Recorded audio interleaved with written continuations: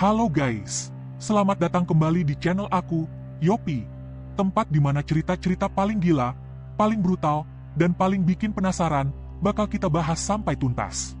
Kali ini aku mau bahas sebuah film dengan genre misteri, kriminal, dan komedi gelap.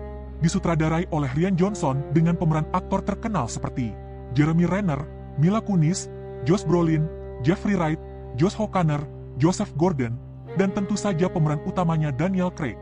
Di sini dia berperan sebagai Benoit Blanc sebagai detektif modern dengan gaya eksentrik, dan harus memecahkan kasus berbahaya yang melibatkan sebuah gereja. Dan pastinya ini perpaduan misteri klasik dengan elemen moral eksistensial yang lebih dalam, yang pastinya 15 menit ke depan bakalan lebih seru. Eits, tapi sebelum lanjut, cari dulu sandaran yang paling nyaman buat rebahan. Jangan lupa siapin cemilan, dan pastinya minuman favorit kalian. Karena setelah ini, kita bakal masuk ke cerita yang makin lama, makin seru. Dan tanpa basa-basi lagi, lanjut ke ceritanya.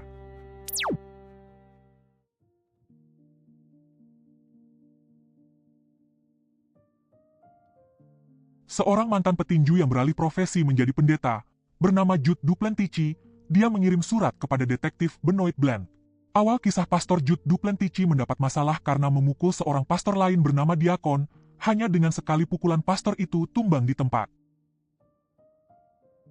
Masalahnya, gara-gara kejadian itu, Jude malah harus menghadapi sidang gereja. Dia dianggap masih belum bisa melepaskan masa lalunya dikarenakan masih menyukai dan menyelesaikan masalah dengan kekerasan. Untuk menghindari skandal, petinggi gereja Uskup Langstrom mengirim Jude ke gereja Our Lady of Perpetual Fortitude di Chimney Rock, sebuah paroki yang dipimpin oleh Monsignor Jefferson Wicks yang karismatik namun kontroversial. Tapi justru dari sinilah, semua misteri dan kejadian aneh mulai berdatangan, ketika Jude bertemu dengan pastor tetap di tempat itu, yaitu Monsignor Jefferson Wicks. Bukannya dapat sambutan hangat, dia malah langsung dicurigai, dianggap sebagai mata-mata. Belum juga ngobrol lama, Wicks malah minta pengakuan dosa. Karena Jude juga seorang pastor, akhirnya dia setuju. Lalu dengan santai Wicks berkata, kalau dia iri sama kekayaan orang lain, dan belum selesai sampai situ, dia pengen punya uang banyak, mobil mewah, dan bahkan wanita cantik. Spontan Pastor Jude mikir aneh, ini pengakuan dosa atau curhatan om-om kesepiannya. Dia juga jujur, kalau dia sering melakukan spot 5 jari sendirian, pakai sabun, bahkan katanya bisa berkali-kali dalam seminggu. Kayaknya dalam hati dia mulai mikir, ini pastor beneran gak sih? Dan yang paling bikin najis, pas sesi pengakuan selesai, Wicks langsung ngajak salaman, sementara Jude kelihatan agak risih, mungkin dalam pikirannya, jangan-jangan tadi habis, ya kalian taulah maksudnya. Di gereja baru tersebut, keanehan tidak berhenti di situ, ketika dia melihat Martha Della Troyes. Martha, seorang suster dan tangan kanan Wicks yang setia, sedang bermesraan dengan pasangannya yaitu Samson Holt, seorang penjaga kebun yang teliti. Samson memukul pantat Martha dan ketika itu Jude melihat dari bayang-bayang jendela kamarnya.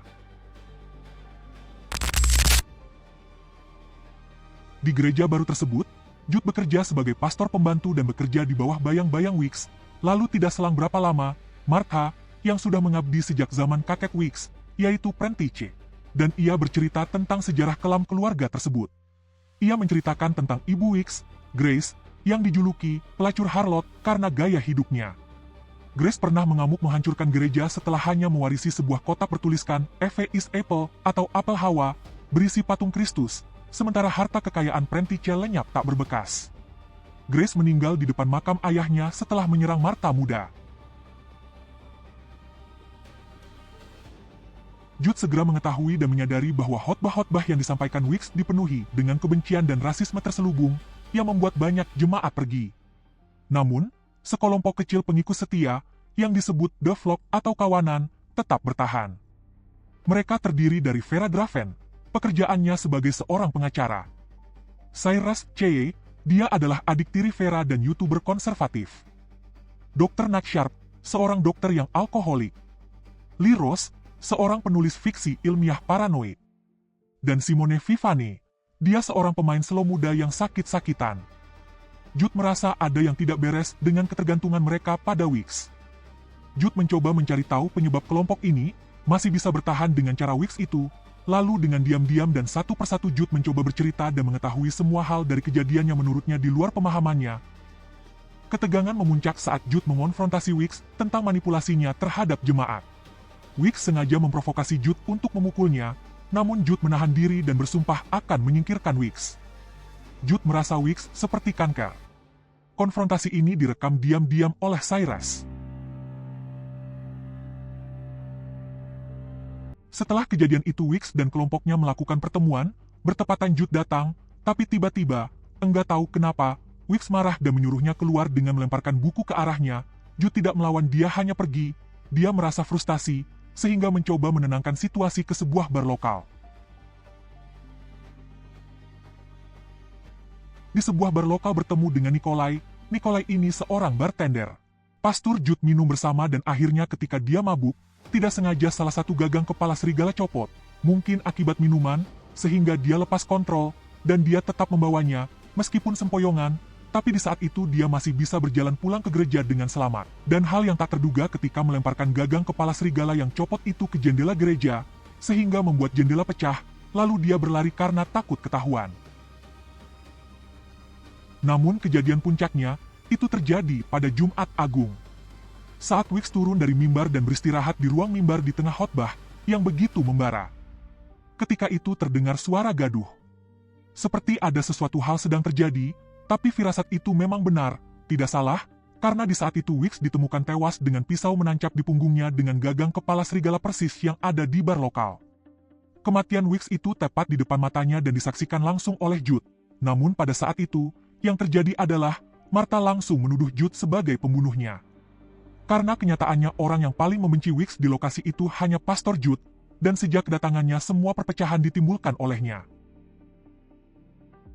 Polisi segera datang ke lokasi kejadian, mereka langsung membuat tempat kejadian perkara. Di luar dugaan, ini menjadi kasus yang sulit dipecahkan, sehingga membuat kepala polisi Geraldine Scott memanggil Benoit Blanc untuk membantu penyelidikan. Jude menjadi tersangka utama karena video pertengkarannya dengan Weeks beredar. Blanc setuju membantu Jude dan mulai menyelidiki senjata pembunuhan, sebuah pisau dengan gagang kepala setan yang ternyata berasal dari sebuah bar lokal. Penyelidikan awal juga mengungkap adanya kemungkinan penggunaan alat pengendali jarak jauh, remote yang memicu sesuatu di ruang mimbar saat kematian Weeks. Blanc dan Jude mengonfrontasi develop orang-orang yang ada di kelompok itu di makam bawah tanah setelah pemakaman Weeks. Ternyata ada sebuah video rekaman Cyrus yang mengungkap motif mereka di saat perkumpulan terakhir mereka di saat Weeks melemparkan buku ke arah Jude. Ketika itu Weeks ternyata baru saja menemukan harta karun kakeknya senilai $80 juta yang disebut EVS Apple. Weeks berencana menggunakan uang itu untuk terjun ke politik bersama Cyrus yang ternyata anak kandungnya. Dan di dalam pertemuan itu, Weeks juga menghina habis-habisan setiap anggota kawanan, memberikan motif kuat bagi mereka semua untuk membunuhnya. Keanehan berlanjut terjadi ketika Jude menemukan sebuah fakta bahwa pesanan forklift untuk membuka makam ternyata dibuat 2 hari sebelum kematian Weeks, atas nama Weeks sendiri. Jude mulai lelah, stres dengan kasus ini, namun Blanc bersikeras memecahkannya.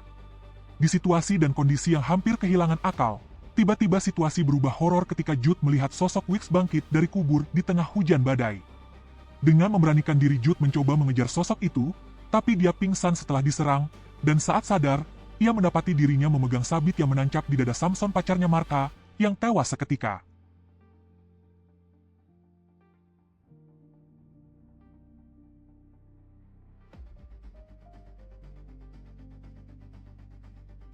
Mayat Weeks menghilang dari makam, memicu histeria Martha tentang kebangkitan Weeks.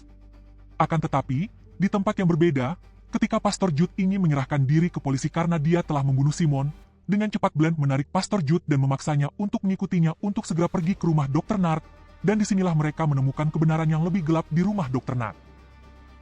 Rumahnya dalam keadaan sudah berantakan, dan ketika mereka masuk lebih dalam, di ruang bawah tanah, mereka menemukan mayat Weeks yang asli dengan tangan hancur di dalam bak asam, serta mayat Dr. Nart yang telah larut dalam cairan kimia. Dia juga menemukan bubuk beracun dari tas Dr. Nart yang tergeletak di gudang, dan juga menemukan 2 gelas minuman, menyiratkan baru saja terjadi pertemuan. Lalu dengan cepat Blanc mengumpulkan semua orang di gereja. Di saat kepala polisi ingin menangkap Pastor Jude, ia mengungkap bahwa Dr. Nart adalah pembunuh Weeks. Di depan para kelompok orang-orang yang masih setia terhadap Weeks itu.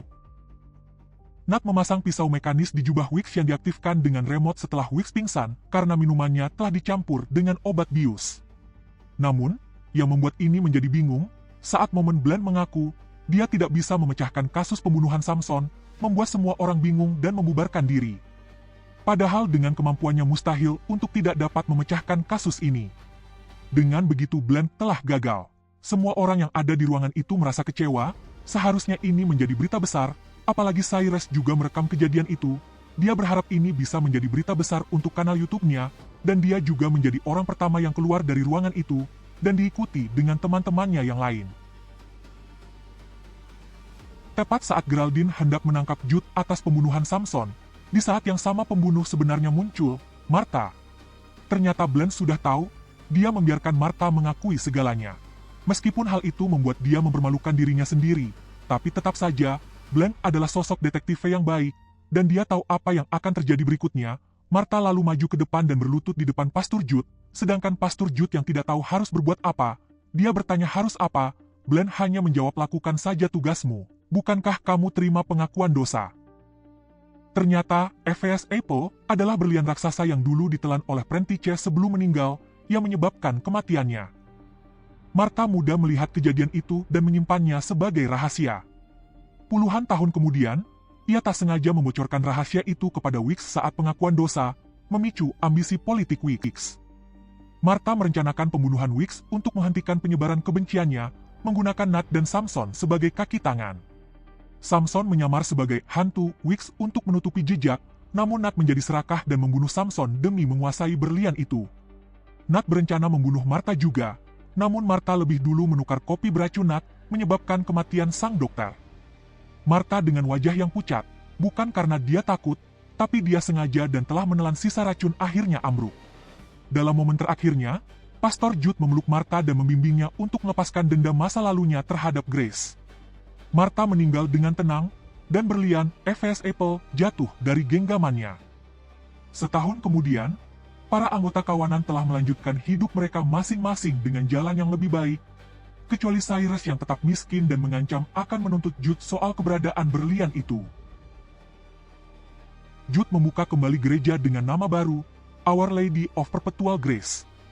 Di akhir adegan, terungkap bahwa Jude menyembunyikan berlian Ephes Apple dengan aman di dalam rongga dada patung Kristus di gereja, menutup kisah keserakahan itu selamanya. Dan cerita pun berakhir. Gimana guys? Beneran seru kan? Nah kalau kalian suka dengan alur ceritanya, jangan lupa di like dan subscribe ya. Terima kasih.